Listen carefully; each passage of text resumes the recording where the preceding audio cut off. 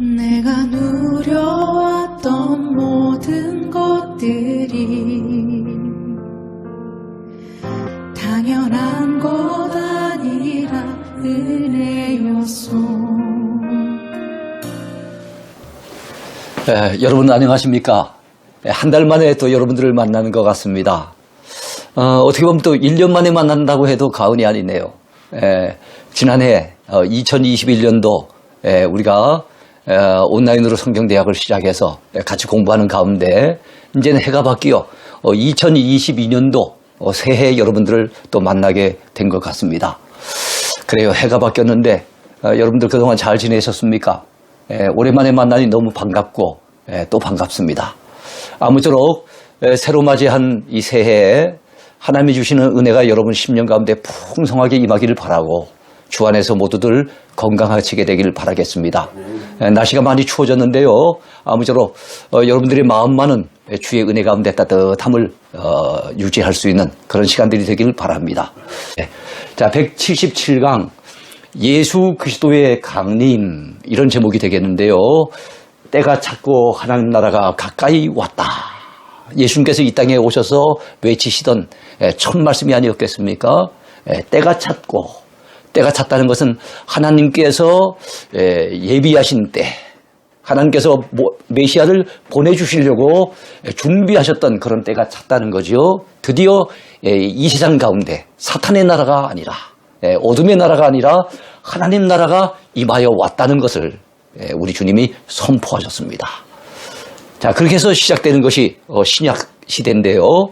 신약 세대와 구약 시대 사이에 한 400년 어간을 보통 중간기 시대라고 합니다. 그래서 오늘 신약 강의 첫 시작하면서 중간기 시대에 대해서 좀 언급을 하고 넘어가는 것이 좋겠다 싶어서 그 말씀부터 먼저 드리려고 합니다. 신구약 중간기의 네 시대. 자, 신구약 중간기에는 네 시대가 있었어요. 어떤 시대가 있었을까요? 자, 먼저 바사 통치 시대입니다. 자, 바사, 페르시아라 그러죠. 오늘날로 친다면 이란이라고 하는 나라가 있습니다. 중동 지방에 가면 이란, 그것이 바로 바사입니다. 자, BC 539년에 페르시아의 유명한 왕이 있었습니다. 페르시아를 강력한 제국으로 만들었던 이 왕의 이름은 성경 이사야 44장과 45장에도 그 이름이 정확하게 언급되어 있습니다. 바로 고레스 왕입니다. 고레스 왕이 이 땅에 태어나기도 전에 한 200여 년 전에 이미 이사야 선지자가 이 사람에 대해서 예언을 한 거예요. 그 사람에 의해서 결국에는 바벨론이 멸망을 당합니다. 그 남유다 백성들을 이끌고 가서 그래서 남유다 백성들이 끌려가서 포로 생활을 하게 됐던 바로 그 바벨론이라고 하는 대제국이 이 고레스 왕에 의해서 이 페르시아, 이 바사에 의해서 멸망을 당하게 된 거예요. 자, 그로 인해 바벨론에 의해 포로로 끌려갔던 유대인들의 상당수가 고국으로 돌아올 수 있었죠. 꿈에 그리던 고국으로 돌아왔으니 얼마나 좋았겠습니까? 그러나 이스라엘은 그 후에도 여전히 페르시아의 왕과 그 왕이 파송한 총독에 의해서 통치를 받는 신세가 된 것입니다. 자, 아닥사스다 왕이라고 하는 왕이 있을 당시에는요, 성전 재건이 한참 이루어지는 가운데 기초공사만 놓았는데 그만 그 왕의 명령에 의해서 성전 재건이 중단되어지고 무려 15년 동안이나 공사가 진척이 되지 아니하는 이런 어려움도 겪었습니다. 만약에 유다 나라가 독립된 나라였다면 그런 건 눈치 볼 일이 없는 거지요. 그러나 바사의 통치를 받았기 때문에 그 성전 건축하는 것마저도 마음대로 못했던 거예요. 자, 두 번째는 헬라 통치 시대입니다. 바사가 한참 막강한 힘을 자랑한 것 같았지만 세월이 흐르자 그 바사도 약화되면서 새로운 시대가 등장을 하는데 헬라 시대입니다. 그리스 제국이 등장하는 거예요. 자, 그리스 제국을 세계적인 제국으로 만든 사람이 있죠. 세계 4대 영웅 중에 한 사람이라고 일컬어지는 알렉산더 대왕입니다. 이 알렉산더 대왕이 페르시아를 무너뜨리고 지중해 연안에 300여 년간 새로운 시대를 열어가는데 그 시대가 바로 헬라 시대가 됩니다. 알렉산더 대왕 자체는 32세 일찍 세상을 떠났어요. 그러나 그의 휘하에 있었던 네 장군을 중심으로 해서 알렉산더의 이 헬라 제국이 4등분 되어져서 그 헬라 시대를 한 300여 년간 이끌고 갑니다. 그 시대를 보통 헬레니즘 시대라고 이렇게 부르죠. 그래서 그 당시에는 지중해 연안에 있는 많은 나라들이 헬라어를 공용어로 사용하는 바로 그런 시대였습니다. 자, 알렉산더가 죽은 후에 그의 휘하에 있던 네 장군들, 아까 말씀드렸죠? 그 네 장군의 이름은 프톨레미, 애굽 지역, 이집트를 다스렸습니다. 셀루쿠스, 바로 이스라엘의 북쪽에 있는 수리아, 지금은 시리아라고 하는 그 지역 다스리게 됩니다. 리시마쿠스, 지금의 터키 지역을 다스리게 됐습니다. 소아시아 지역이라 그러죠. 카산더, 바로 알렉산더 대왕의 고국이었던 마게도니아, 바로 오늘날의 그리스 지역을 다스렸던 사람입니다. 이렇게 알렉산더 휘하에 있었던 네 장군이 헬라 제국을 4등분하게 됩니다. 자, 헬라 제국이 4등분되고 난 다음에는 특별히 그 유다 땅과 관련된 나라, 이스라엘과 관련된 나라가 있는데 남쪽에는 애굽이 있습니다. 프톨레미 왕조입니다. 북쪽에는 바로 수리아가 있습니다. 아람이라고도 하죠. 그 왕조는 셀루쿠스 왕조입니다. 서로 유다를 통치하려고 으르렁거립니다. 그리고 경합을 벌이다가 결국 북쪽에 있는 북방왕 셀루쿠스 왕조가 승리를 하게 되죠. 그래서 한동안 아람의 지배를 받게 됩니다. 그래서 여러분 예수님 당시에도 유대 백성들 가운데는 아람어를 사용하는 사람들이 종종 있었지 않습니까? 그 이유는 우리가 일본의 압제 밑에 36년간 있는 바람에 지금까지도 일본어의 어떤 영향을 음으로 양으로 받는 것처럼 바로 그 시대의 이스라엘 백성들은 아람어의 영향을 받았다는 것입니다. 자, 그렇지만 안티오코스 3세까지는 수리아의 셀루쿠스 왕조가 종교적 포용 정책을 썼어요. 그렇기 때문에 유대민족하고 큰 마찰은 없었습니다. 그러나 안티오코스 4세라고 하는 사람, 또 달리 표현하면 안티오코스 에피파네스라고 하는 사람 때 종교적 탄압 정책을 이 수리아가 쓰기 시작합니다. 그래서 유대 백성들을 굉장히 힘들게 만드는데 예루살렘 성전에다가 여러분 하나님을 섬겨야 될 그 성전에 헬라의 신이라고 하는 헬라의 가장 높은 신이죠. 제우스상을 세웁니다. 유대인들은 여러분 돼지를 갖다가 부정한 음식이라 그래서 먹지도 않습니다. 당연히 제사는 안 드리죠. 그런데 돼지를 잡아가지고 그 피로 제사를 지내는 등 유대인들로서는 도무지 묵과할 수 없는 그런 일들을 자행하는 거예요.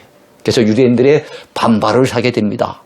그래서 유대인들과 이 수리아 사이에 굉장한 어떤 갈등 관계, 긴장 관계에 놓이게 됩니다.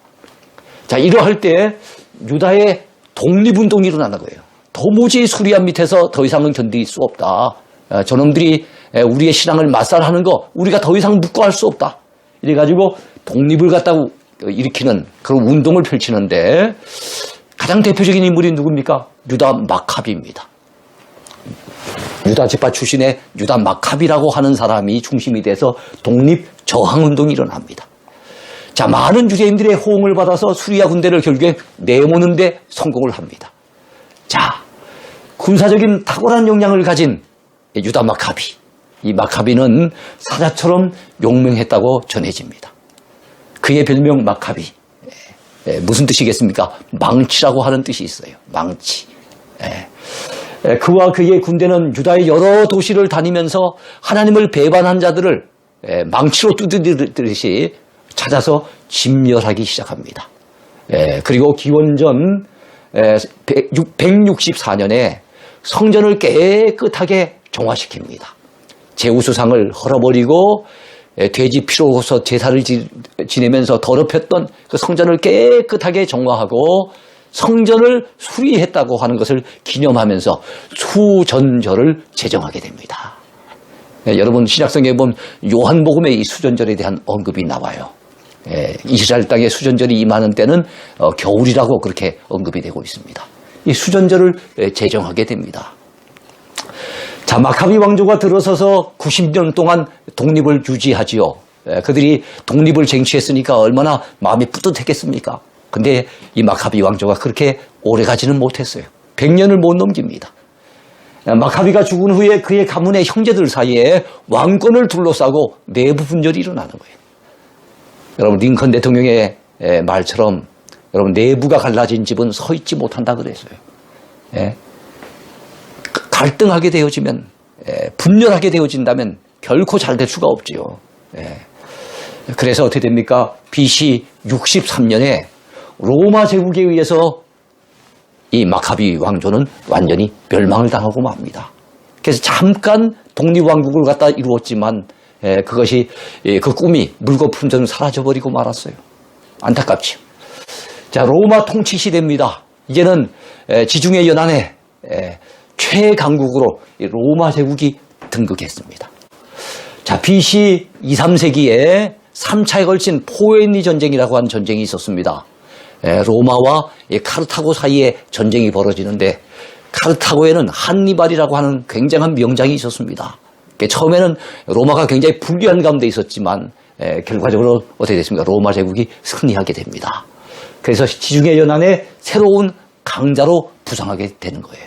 이때부터 로마의 시대가 온 겁니다. 자, 로마의 유명한 명장이 있었지요. 시저라고 하는 사람입니다. 시저. 카이사르라고 하지요. 시저 하는 것은 영어식의 발음이고 라틴어식으로는 카이사르라고 합니다. 자, 카이사르. 그래서 성경에는 그 카이사르를 가이사라고 얘기를 하지요. 로마 황제들을 보통 시저의 양 아들이었던 옥타비아누스라고 한 사람이 가이사 아구스토라고 해서 첫 번째 황제가 되면서 그 이후에 쭉 이어지는 로마의 황제들은 가이사라고 하는 칭호를 얻게 됩니다. 이것은 바로 시저의 이름에서 온 거예요. 이 시저가 이집트를 정복합니다. 물론 갈리아도 정복했죠. 갈리아는 오늘날의 프랑스 지역인데요. 이런 지역을 정복하면서 이 클레오파트라와 사랑에 빠지게 됩니다. 그 유명한 클레오파트라.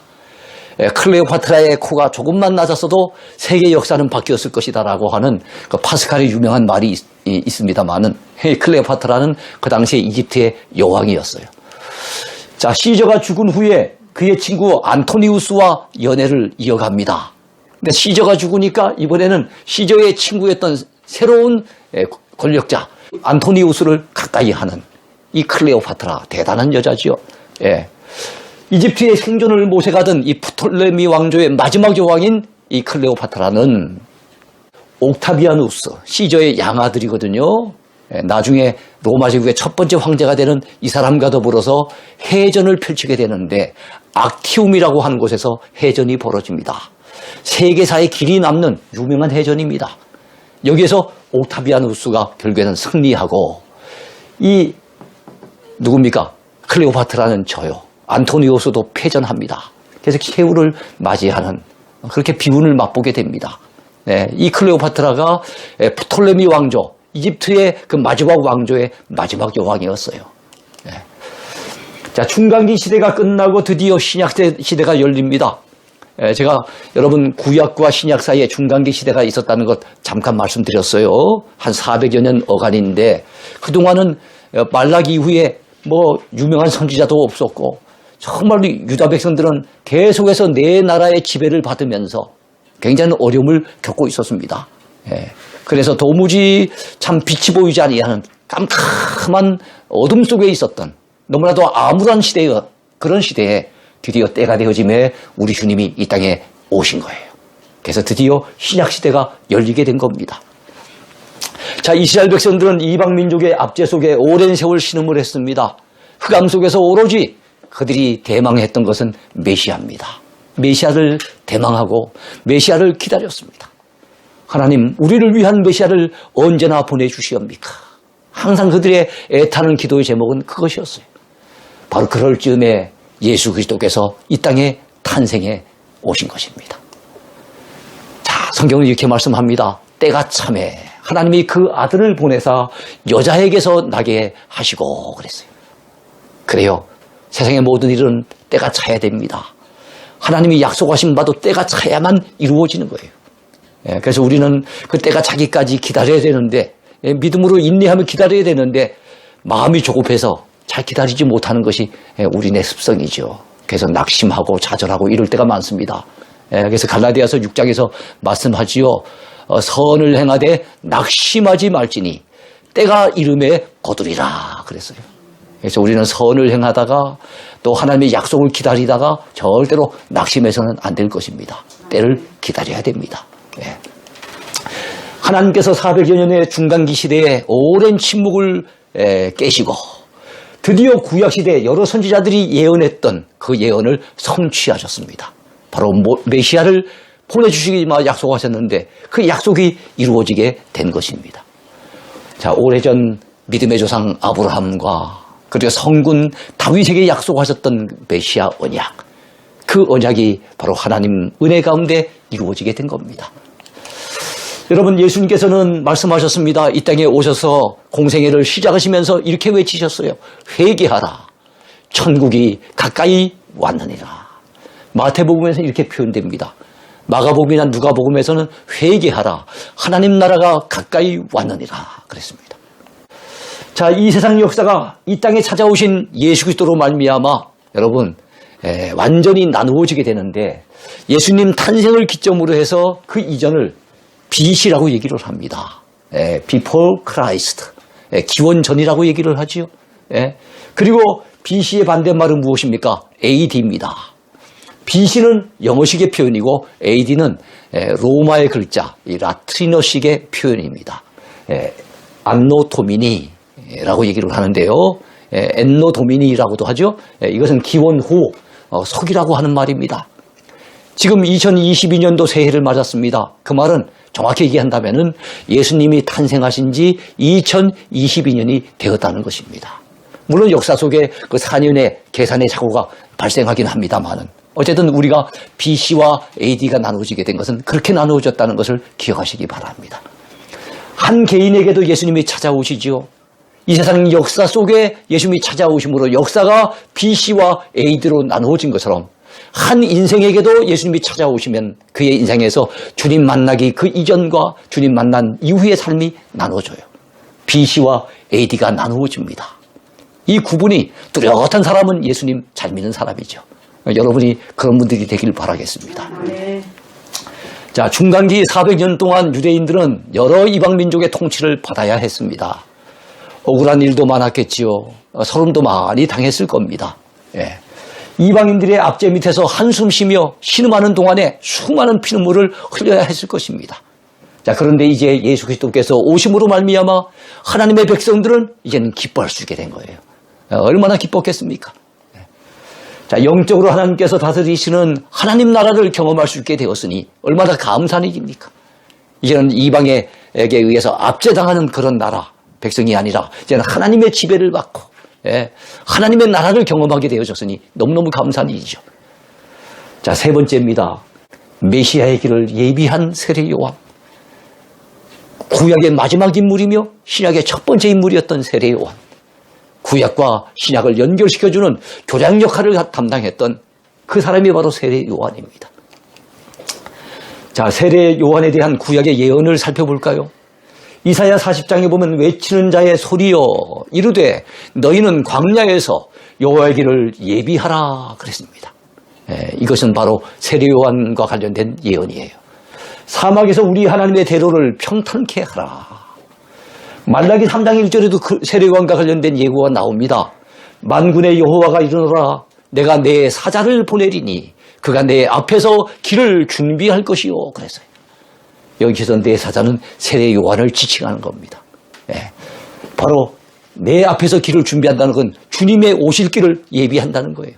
주님보다 6개월 먼저 탄생해서 주님이 오실 길을 예비했던 인물, 그 사람이 바로 세례 요한입니다.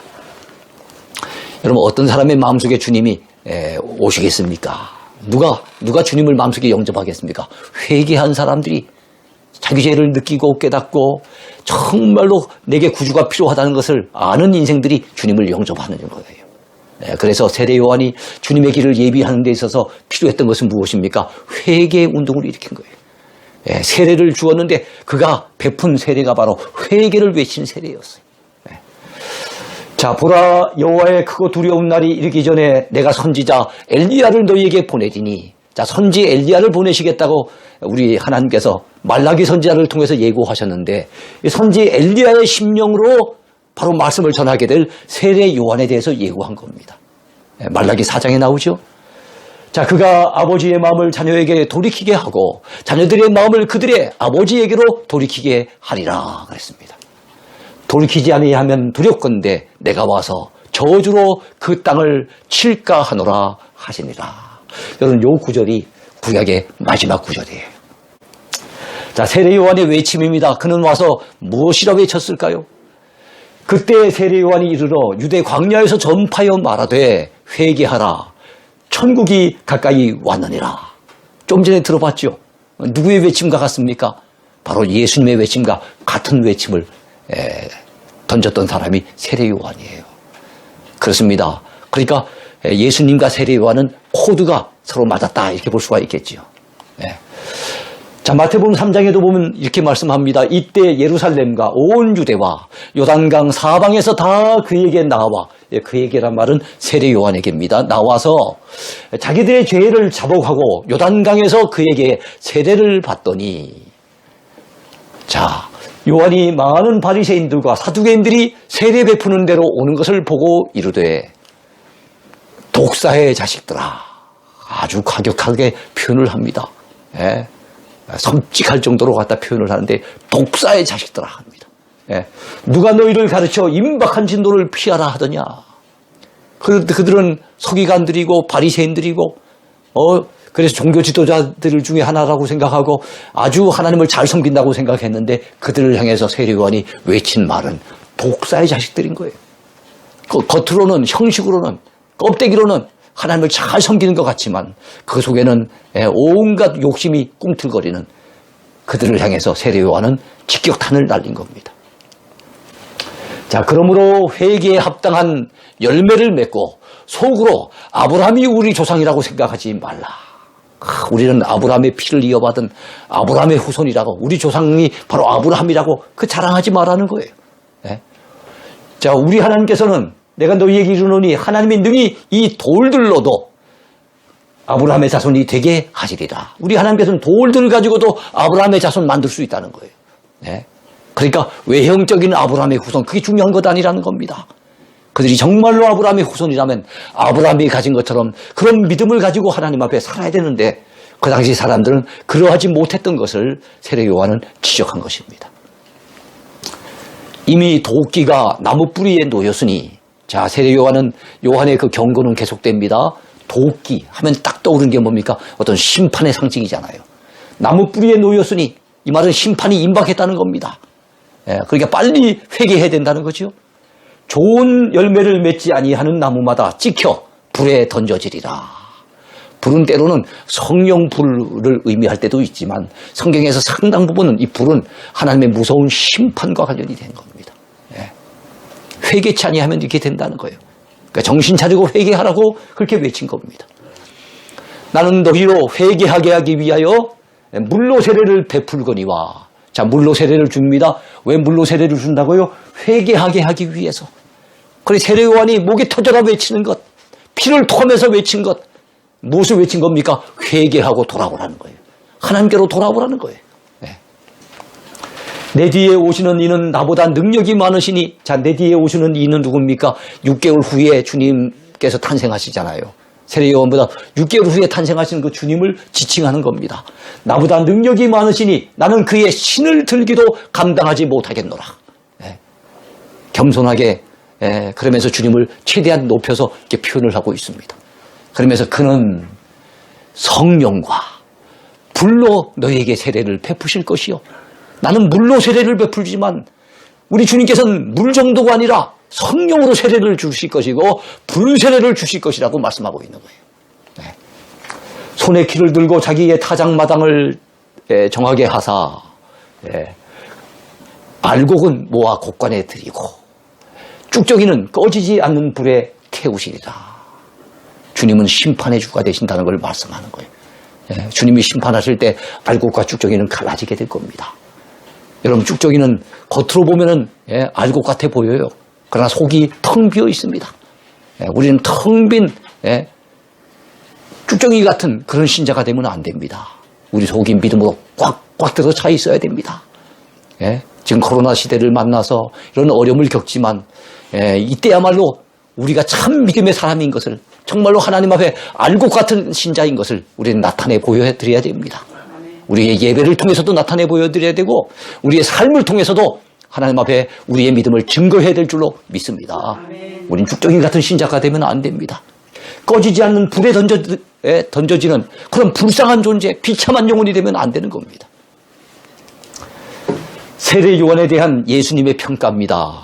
자, 세례 요한에 대해서 예수님은 뭐라고 평가하셨을까요? 예수님의 오실 길을 예비한 세례 요한은 구약의 마지막 인물이라는 걸 제가 말씀드렸죠. 그러면서 신약의 첫 번째 인물이기도 합니다. 그래서 구약과 신약을 연결하는 가교 역할을 하는 특별한 위치에 있는 사람이 바로 이 세례 요한입니다. 그에 대해 예수님은 뭐라고 평가하셨을까요?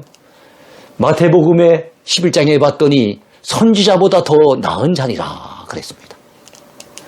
또 마태복음 11장에 이어지는 말씀에 봤더니 뭐라고 합니까? 여자가 낳은 자 중에 세례 요한보다 큰 이가 일어남이 없도다 그랬어요. 그러니까 그동안 많은 선지자가 있었고 많은 믿음의 인물이 있었지만 세례 요한보다 더 큰 이가 없다고 할 정도로 예수님이 아주 세례 요한에 대해서는 후하게 평가를 하셨습니다. 마태복음 11장에 또 이어지는 말씀 가운데 봤더니 모든 선지자와 율법이 예언한 것은 요한까지니 그랬어요. 그러니까 여러분 구약에 이루어진 게 뭡니까? 모세 시대의 율법과 선지자 시대의 선지서 말씀들. 그러니까 율법과 선지자가 합쳐지면 구약인 거예요. 자, 그것이 근데 언제까지 이어진다고요? 요한까지 이어진다는 겁니다. 요한으로서 이제는 구약이 끝이 난다는 것을 말씀하고 있는 거예요. 만일 너희가 즐겨받을진대, 자, 요한이 전한 메시지를 즐겨받는다고 한다면 오리라 한 엘리야가 곧 이 사람이니라. 바로 엘리야 심정으로 이 땅에 오셔서 말씀을 전하게 될 그 세례 요한에 대해서 말라기 선지자가 참으로 하나님의 감동을 입어서 어떻게 됩니까? 말라기 4장에서 언급한 대로 오리라 한 엘리야가 바로 이 사람이라고 주님은 증거하셨습니다. 그렇다면 세례 요한이 자신에 대해서는 스스로 어떤 평가를 내렸을까요? 요한복음 1장에 봤더니 나는 그리스도가 아니라 사람들이 그를 주목해 봤습니다. 회개세를 외치는 그의 그 근엄한 모습, 그의 넘치는 카리스마, 피부를 찌르는 것 같은 그가 전하는 강력한 메시지, 그걸 보면서 야, 저분이 그리스도가 아니냐, 저분이 하나님이 약속하신 메시아가 아니냐 생각했지만 세례 요한은 솔직히 얘기합니다. 나는 그리스도가 아니라, 나는 엘리야도 아니고 선지자도 아니라고 얘기를 했습니다. 그렇다면 당신을 누구라고 하느냐? 사람들이 물었을 때 이르되 나는 선지자 이사야의 말과 같이, 자, 이사야가 예언을 했습니다. 뭐라고 예언했습니까? 주의 길을 곱게 하라고 광야에서 외치는 자의 소리로라 하니라. 세례 요한이 자기 자신에 대해서 정체성을 뭐라고 규정하고 있습니까? 나는 광야에서 외치는 소리다라고 얘기하는 거예요. 여러분, 하나님은 본체세요. 본체. 그리고 예수님은 본체이신 하나님을 나타내신 말씀이십니다. 그래서 요한복음 1장에 보면 태초에 말씀이 계시니라. 이 말씀이 하나님과 함께 계셨으니 이 말씀이 곧 하나님이시니라 그랬잖아요. 여러분, 근데 하나님은 영이시잖아요. 그래서 우리 눈으로 볼 수 없어요. 하나님을 알려고 하면은 우리 육안을 가지고는 알 방법이 없는 겁니다. 그래서 우리 예수님께서는 이 땅에 오셔서 주님을 보면 하나님을 알 수 있도록 주님께서 이 땅에서 당신 자신을 갖다가 나타내 보이셨어요. 그러면서 나를 본 자는 아버지를 보았거늘 어찌하여 아버지를 보이라 하느냐. 빌립에게 주님은 그렇게 말씀하셨지요. 예, 그렇습니다. 주님을 보면 하나님 아버지를 보는 것과 마찬가지인 거예요.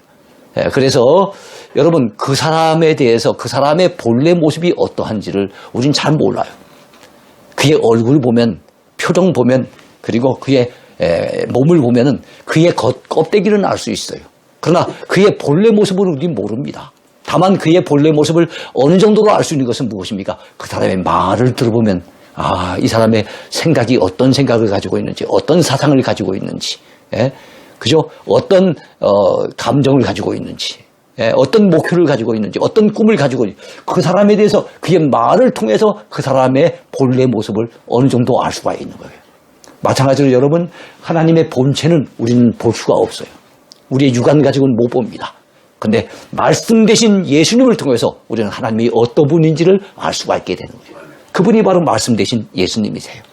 근데 저도 지금 말씀을 전하고 있지만은 이 말씀이 전달된다는 거, 말씀이신 예수님이 전달되는 것은 소리를 통해서 전달이 되는 거예요. 소리. 여러분 제가 지금 입을 다물고 소리를 안 낸다면 예수 그리스도는 증거가 안 됩니다. 전달이 안 됩니다. 말씀이 전달되는 건 반드시 소리라고 하는 매개체를 통해서 전달이 되는 거예요. 그래서 오늘날의 이 목회자들은 소리 역할을 감당합니다. 그다음에 우리의 선배 중에 대선배, 그 소리 역할을 먼저 감당했던 사람이 누굽니까? 바로 세례 요한이었던 거예요. 예. 그래서 세례 요한은 말씀이신 예수님을 전해준 소리라고 자기 자신의 정체성을 그렇게 규정하고 있습니다. 예. 자, 세례 요한이 전한 그리스도. 자, 세례 요한은 예수 그리스도에 대해서 뭐라고 증거했을까요? 요한복음 1장 6절에 봤더니 하나님께로부터 보내심을 받은 사람이 있으니 그의 이름은 요한이라. 그가 증언하러 왔으니 곧 빛에 대하여 증언하고, 빛은 누굽니까? 예수님이시잖아요. 세상의 빛 대신 예수님. 자, 모든 사람이 자기로 말미암아 믿게 하려 함이라. 그는 이 빛이 아니요 이 빛에 대하여 증언하러 온 자라 그랬습니다. 자, 요한복음 1장 29절에 유명한 말씀이 있지요. 이튿날 요한이 예수께서 자기에게 나오심을 보고 이르되 자기 주변에 있는 제자들에게 이렇게 일러줍니다. 보라, 세상 죄를 지고 가는 하나님의 어린 양이로다. 얘들아, 보아라. 저분이 바로 세상 죄를 지고 가는 하나님의 어린 양이구나 하는 것을 증거하고 있는 거예요. 자, 요한복음 1장 33절부터는 뭐라고 얘기합니까? 나도 그를 알지 못하였으나 나를 보내어 물로 세례를 베풀라 하신 그이가 나에게 말씀하시되 성령이 내려서 누구 위에든지 머무는 것을 보거든 그가 곧 성령으로 세례를 베푸는 이인 줄 알라 하셨기에 내가 보고 그가 바로 하나님의 아들이심을 증언하였노라 하니라. 하나님께서 아마 천사를 통해서 세례 요한에게 깨우쳐 주신 것 같아요. 그래서 네가 세례를 주다가 혹시 세례 주는 가운데 성령이 와서 그 위에 머무는 것을 네가 깨닫거든. 아, 이분이야말로 하나님의 아들인 것을 알라고. 그게 증거했는데 바로 예수님이 그분이었다는 거예요. 그렇습니다. 세례 요한은 예수님에 대해서 세상의 빛이라고 증거했습니다. 하나님의 아들이라고 증거를 했고요. 세례 요한은 세상 죄를 지고 가는 하나님의 어린 양이라고 증거를 했어요. 자기 자신은 그리스도가 아니라고. 자기 자신이 막 사람들로부터 높임을 받고 존경을 받고 우러름을 받을 때 아마 자기가 그리스도인 것처럼 행세를 할 수도 있었겠죠. 그런 착각에 빠지지 않았어요. 그런 어떤 잘못된 유혹에 빠져들지 않았어요. 자기는 그리스도가 아니라고 당당하게 밝히면서 나는 쇠하여야 하고 그는 흥하여야 하리라. 정말 그는 소리로서, 여러분 소리라고 하는 것은 딱 소리를 내는 순간 잠깐 들려주고 난 다음에 사라지잖아요.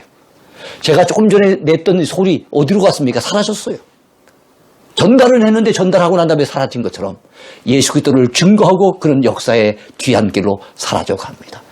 그러면서 말씀 되시는 예수 그리스도를 증거하는 소리로서의 역할을 잘 감당하고 떠났던 사람이 세례 요한이었어요. 얼마나 멋진 인생입니까? 우리도 우리를 통해서 예수 그리스도를 이 땅에 증거하고 전파하는 이 시대의 소리 역할을 감당할 수 있는 자들이 돼야 될 줄로 믿습니다. 아무쪼록 오늘 신약 들어서 첫 강의를 했는데요. 내일도 모레도 계속 경청하시면서 은혜 받으시기 바랍니다. 오늘도 주안에서 좋은 날 되시고 건강하시길 바라겠습니다. 감사합니다.